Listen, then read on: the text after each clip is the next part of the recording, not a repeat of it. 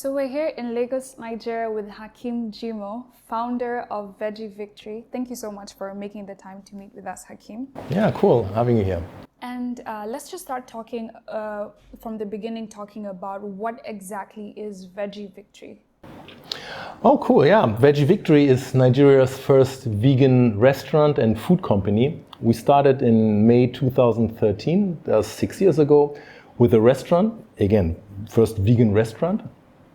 And then we wanted to reach more people and thought, how can we do that? Open either more restaurants. And then we came up with a product, a meat substitute. Also, it's first in Nigeria on that commercial scale.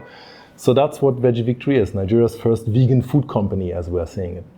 And where did you come up with the idea to start this restaurant, especially in Africa, Nigeria? Yeah, in Nigeria it's really a novum, but there are other countries like Ghana, you have a couple. I'm a vegetarian, vegan, okay. 25 years, so I have a bit of a history.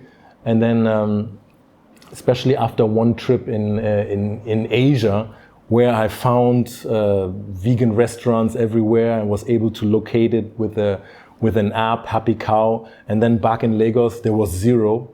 And I said, that cannot be a city of 20 million people, not one vegetarian, vegan restaurant.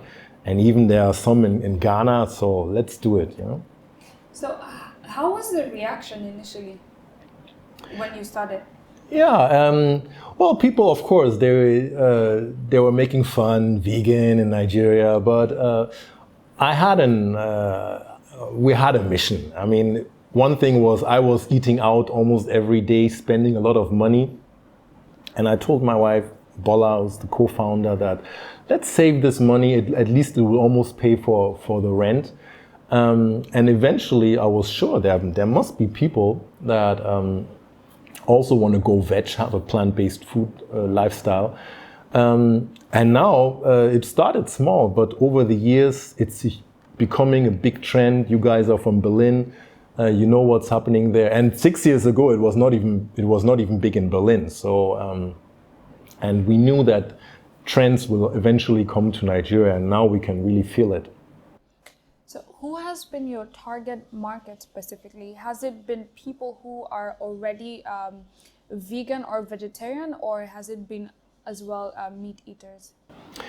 Yeah, so for the restaurant, it's a matter of proximity. So we always say 9 out of 10 are meat eaters, or in our technical term, we call them reducetarians. They want to reduce the meat, but they're still eating meat. But that's a critical customer segment, because that's where the numbers are. You know, 40%, at least in the developed world, consider themselves reducetarian. Vegans and vegetarians are very minor, and even more in Africa. So most of them normal meat eaters who just want to reduce the meat once a week or maybe once a day and still have the feeling of eating something solid. I'm very curious, were you a chef before? No, not me. Bola is closer to that. Yeah. And we are not really doing any fancy food. Mm-hmm. What we do is we veganize the Nigerian cuisine. So we have typical Nigerian dishes, egusi soup, and then we veganize it. It's quite simple. It's take out the meat and the fish, and then replace it with a meat substitute. And then we're still using the normal ingredients, because we don't want to fancy things that you need a specific oil from there, and everything should be available. So it's not rocket science at all. You know? We want people to actually cook it at home. Simple dishes, suya, you're going to try some, asu, jollof rice with that. So really the Nigerian dishes. And then on the menu, you have also some things like veggie burgers or soy dogs, you know, our vegan shawarma. But everything also affordable, you know, and easy to repeat. If it's so simple, why do you think that no one has done it before? I guess, well, that's a question for the others, you know. It's not a thing of looking for quick money, definitely, and I guess everywhere people are looking for ways to make money, you know, and in Africa we even feel the pressure more. So it is not a thing to quickly make money. If you want to quickly make money, you open a chicken restaurant, you know. But I believe, and I think the team, that this is the future, you know. One thing is, it's not, eating meat is not sustainable in many ways, you know. It's not for the health. Then environment, in Nigeria we can see terrible things already, like the cattle controversy, that cows are now competing with crop farmers about land. So we really see all the nightmare scenarios happening here, you know. And the only way for me is we need to reduce the meat, and it takes time because it's a behavior change. Yeah. So if you want to make money, you don't bet on behavior change, but eventually that's where it's going to. So what were the first steps that you took when you decided, okay, I'm going to start Veggie Victory? Well, we had to find a location, you know. That's the main thing, especially in Lagos, very difficult, you know, infrastructure. Then we found, we started at Veggie Victory in Freedom Park. So once that was settled, it was relatively easy. Staff is always an issue. Putting up the menu, we got some inspirations here and there, and then I basically said it. It's we make the typical Nigerian dishes, but in a vegan way. So that was the beginning. And then we keep on improving new recipes. That's really it, you know. Did you always know that you wanted to be an entrepreneur? I started off as a journalist, you know, and then I had a PR company, which is in a way was also entrepreneurial. But this is now full-fledged with our own production of a meat substitute, veg chunks, a retail product. The restaurant was more, I wouldn't say a hobby, but it wasn't yet, we didn't put all our eggs in that basket, you know. But the product now is really, it needs all hands on deck, and we're doing investments and all that. So that's a big thing, yeah. Can you share more about the product, Hakeem, and what your long-term goal and plan is for that? Yeah, I should actually show it to you. Huh? That makes more sense, huh? It's a 100% plant-based product. This is the pack, you know. It has some cool advantages. Like, this is now dehydrated, so that means it has a shelf life of 5 months, and it doesn't need a cold chain, no refrigeration, which is important in Africa. We don't have much cold chains, you know, no electricity, no fridge, you know. So you can basically send this even to Kenya, and even gets there in 3 weeks, still fine, you know. And then you hydrate it, and then it gets soft after 20 minutes, so also reduce cooking time, less energy. And then it comes out like meat and has that texture, and you need to spice it. And then it really works like the typical. In Nigeria, we have suya, that's stick meat, or nyama choma, or whatever. You know, it really works, and people are amazed, and they basically don't believe it. You know? So, they think that's meat. Yeah. So how did you innovate that product? How did you come up with it? I mean, I imagine that you have to experiment like crazy. How did you do it? Yeah, I mean, of course, I had some ideas about meat substitutes. Being a vegetarian, 25 years vegan, so I knew one or two things in other parts of the world, and you get inspirations. What we needed was a twist for the African taste, you know. There's a lot of hype about those burgers from America.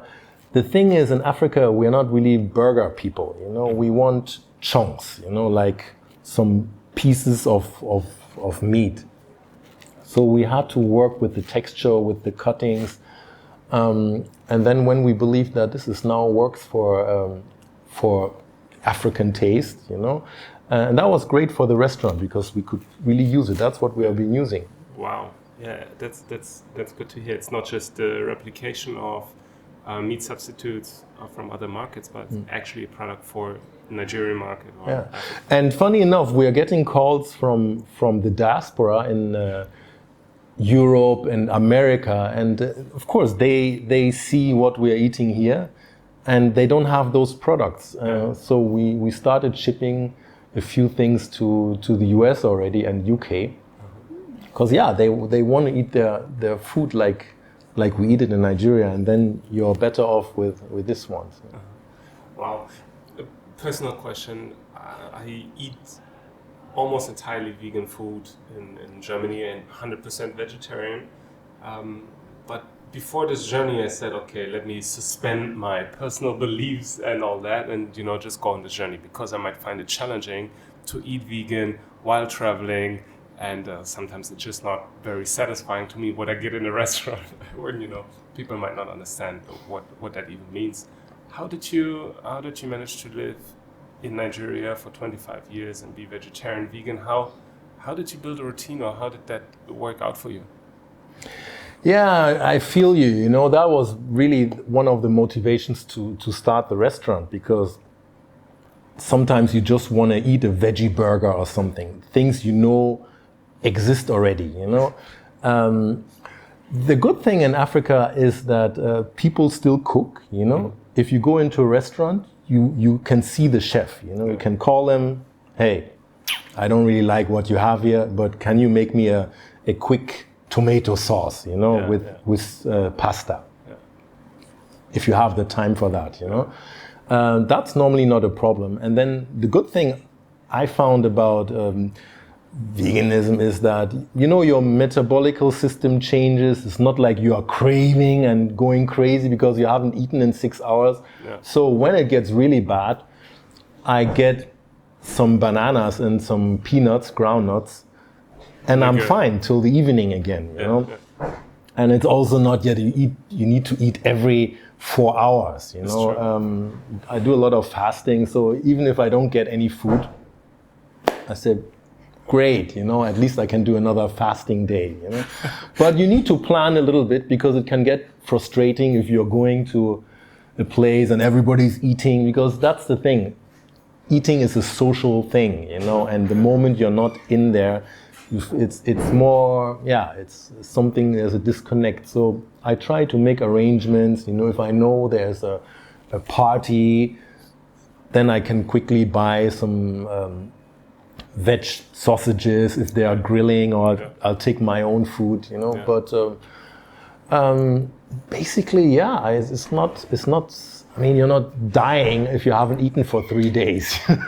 Yeah, it's absolutely true. And I had to laugh when you said that, because my experience with Dulce on this trip is that oftentimes I'm not hungry, you know. While Dulce is always thinking about the next meal, even at 2 hours or 1 hour after we had the previous one, you know. Like, to be honest, I cannot eat anything of that menu, you know, that I wouldn't regret having eaten afterwards, you know. So. No, it's one of those things of the metabolical system, you know. When you're a meat eater, it seems like you're falling deep into a craving hole, you know, and you see people are getting really, you know, nervous, you know. I don't know what it is. I haven't read any study about it, but I only heard that vegans, vegetarians, they are more on a balanced line. Hakeem, what are your plans for expanding the product? Do you need an investment? How do you go about it? Like, from an entrepreneurial side, what are your thoughts and your mindset behind it? Yeah, actually, that's what we're doing now. Talking to some investors, you know, at least to the next level, which always like that. And then we have some serious growth plans. That the meat substitutes worldwide, they're about 1% of the meat market. Of the total meat market, and it's already worth $5 billion. And in Africa, and also South America, we are way behind. So we believe there's as every trend also reaches here, there's at least this benchmark. And then one way we are going is different from meat substitutes abroad. We are cheaper. Okay. Cheaper than meat. Okay. So that's a big thing, that the crazy burgers abroad, they're often premium, you know, from price-wise. So it's often a premium product. It comes down now a little bit because they are scaling come up with generic products, you know. But meat products are still cheaper. And the way we are going here is we know Africa is price sensitive. So if you really want to reach people, it has to be an alternative, also price-wise. So we are 20-30% already cheaper than meat. Wow. And that is not yet the boost, but we believe that will make a big difference. Wow. That's amazing. So at least from the price-wise, there is the potential to really, really mainstream it. Yeah, absolutely. You know, and meat takes a lot of resources. Yeah. You know, all this 20,000 liters of water for 1 kilogram of beef. You know, and 7 times the calories.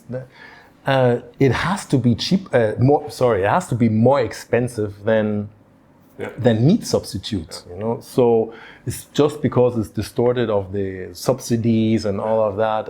But if eventually we are factoring in all price components, like in Nigeria, the cattle is eating for free, you know. But they are coming to a point where it's not sustainable because there's not enough space. Now they want to ranch all the cattle, like intensive farming. That means you need to feed those animals. If you're trying to feed a cattle, then you know what they can eat, you know. So the prices will go up, and so naturally meat substitutes should be cheaper, and that's what we are trying to do. And then once we have that price advantage, I think that will play out. But it's not as simple as that. There is a behavior change. You know, meat was always an aspirational thing everywhere in the world, not only in Africa, that, I can afford to eat meat, you know. It's like a reward, you know. So now how do we get away from that, you know? And the health is playing into our hands, you know. People are realizing they're not healthy anymore, you know, and they make connections to meat. There's an uneasy feeling about meat, but they don't know what to do about it or the alternatives. So we have a lot of work to do, but I think it's very interesting, and not only for Nigeria, but really everywhere in Africa. Kenya is crazy, you know. Cattle, I mean, is everywhere, and the landscape is messed up, you know. Huge problem in Africa. So that's really educational marketing that you guys have to do to shift the mindset away from, okay, meat is premium and my reward, but actually the alternative is the reward. It's also premium, and I can feel good about it when I eat it, and it does not mean that I'm too poor to eat the meat or something. You're touching the right points, you know. So we don't want to be the poor man's meat, but luckily we are getting support also from the celebrities, like Beyonce is going on a vegan diet, or a lot of people, you know.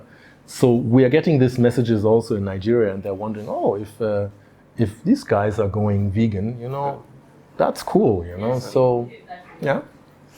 Just being an entrepreneur myself, I'm so curious, you know, for me, oh wow, that looks delicious. Oh yeah. Now you have to try it, so that we're not just talking about, because at the end of the day, it's about the taste, you know. If you don't like something, I hope you like it. I'll try it right away. Yeah, and then if something doesn't taste good, then you can't convince anybody, you know. Wow. But it's a bit spicy. I hope you guys do spicy. I like it. The Kenyans, they will struggle.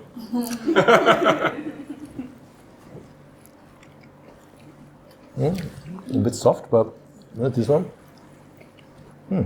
Really spicy. Very good. spicy, no? It's great. Yeah, this one is spicy, yeah. But it's really about the texture, you know. You see some stronger ones, some softer ones. So you can really make it to your taste. It's the seasoning is not the issue. It's the consistency of... Yeah, the texture, you Yeah, know. yeah. The seasoning, if you can use your own seasoning, you can make it very mild. This is just our seasoning. It's about the texture. Does the texture work for you, you know? Or for most meals, you know? You're not here to become a full-time vegan. But if you know, okay, this one works fine with my noodles Yeah. once a day, perfect, you know? I really like it. And most people keep on eating, you know, and then they're wondering. They will tell you, "No, I can't be vegan. I can't be vegan," and they keep on eating it. Yeah? You know, I'm always curious. How did someone take the first step? Now, you explained the first step for the restaurant, which makes sense to me. But how do you start with a product like this and have the first prototype that it's actually packaged so that a supermarket or a distributor could say, yes, I want to order that?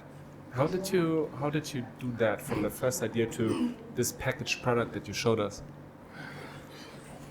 It takes time, you know. Even to get some of the registration numbers took us 2 years, you know. Oh, so wow. it's not something. It's Okay. you start today, and here's the co-owner. She really has all the answers for the recipe, and wouldn't have been possible without her. It's you have to keep your mind on what you want to achieve, you know, and you have an idea what should come out. We want to have a product, a retail product. We realized we made the decision we don't want to start a chain of restaurants because it's hectic in Nigeria. Yeah. So the alternative is to have a product that we can send. What should be the qualities? You know, do you want a lot of meat substitutes product abroad are in the fridge? So that obviously poses a problem. You know, is there something we can change here? You know, and then of course the taste. You know, if it doesn't work with the taste, I mean then. Obviously, yeah. But are you able to manufacture everything yourself and to package, or do you have to outsource part of that to other companies? No, right now we are doing everything ourselves. Wow. So it's also a thing that we are proud that it's proudly Nigerian. You know, we have some other products in mind already that can be that we source everything here. You know, based on some more soy products. Yeah, no, I mean, we had a kind of idea what we want, you know. We don't want to import. We could have said, okay, let's import stuff from abroad, bring it here, clear it with the customs and sell it, you know. And then you make your pros and cons, you know. It's well, Hakeem, we've talked about the business, and thank you for sharing. What's your personal story, your personal history? You were born in Germany, and then at some point in time you decided to move back to Nigeria and set up your business and your life here. What's the background story? Can you share that? My father is Nigerian. He studied in Germany way in the 60s. My mother is German. I was born in Germany, did everything in Germany, school, Abitur, university, and then some journalism training. And 20 years ago, I moved to West Africa, Cotonou first.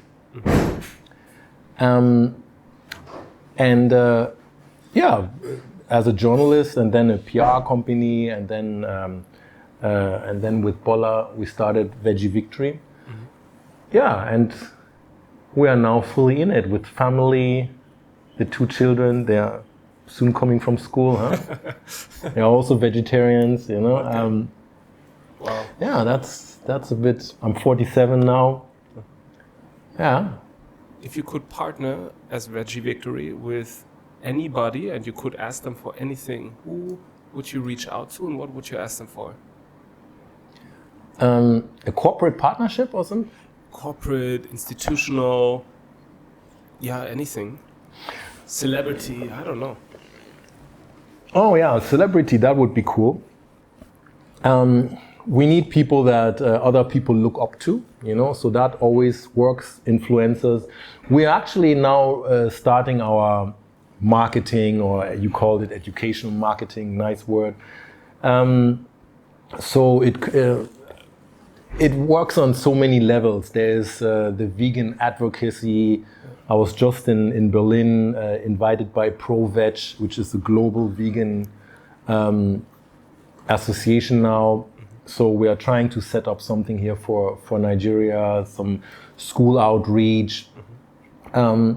So many things that come together. Policy from the government side, you know, if they could say, okay, whatever, a meatless Monday for everybody, that would be perfect. Yeah. But a celebrity, that would be cool, you know. I've been looking for some.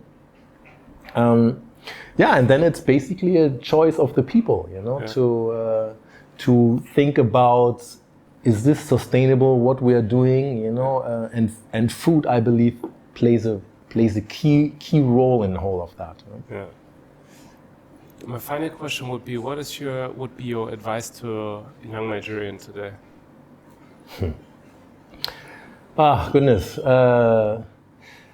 I think that's always coming up, that every hope is on the young generation.